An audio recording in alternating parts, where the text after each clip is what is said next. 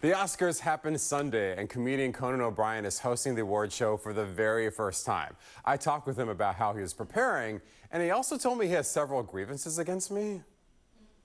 I have to say, Conan, I feel like this honor of hosting the biggest award show in the world should have come to you years ago. Are you also bitter about that?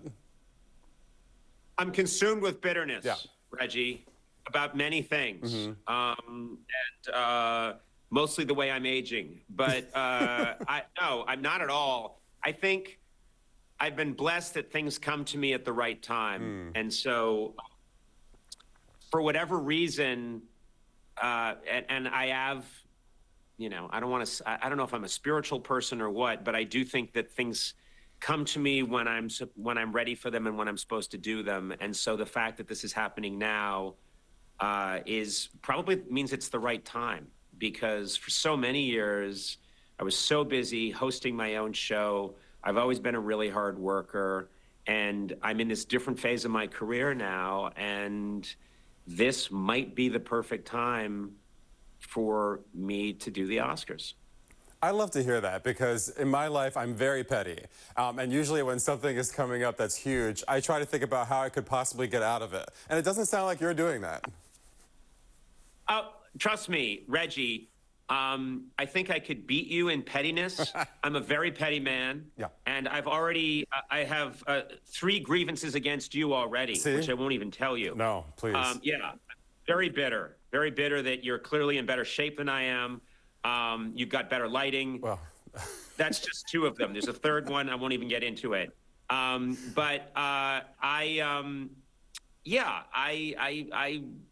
try to avoid, as I get older, I try to avoid hanging on to hurts and slights, because they just slow you down. well, you know what? Speaking of that, I think that one thing that is great about you hosting is people genuinely like you. And I don't mean like norms like me. I mean Hollywood people who are extremely famous and will be sitting in front of you. And that must be much easier to roast someone when there's a relationship that feels like there's trust there. It's interesting because the cast of characters keeps changing. So I obviously know, and I'm friends with a lot of people in Hollywood. And then there's a lot of people who are part of the narrative now who I've never met, who I don't know. So you never know.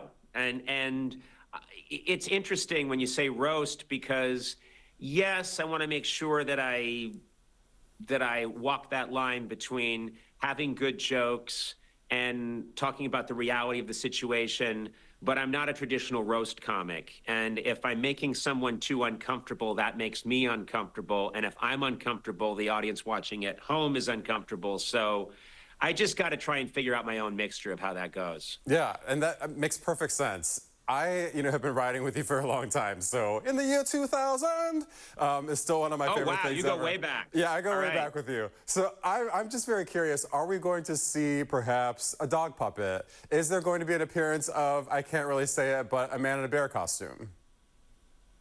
Well, I can promise you, and I'm glad you didn't say it, that some of the bits that I did on late night will not be part of the Oscars. And as you can imagine, the Oscars people wouldn't let that happen for 5 seconds. Does that mean that I still am not going to try some stuff? I'm still going to try some stuff.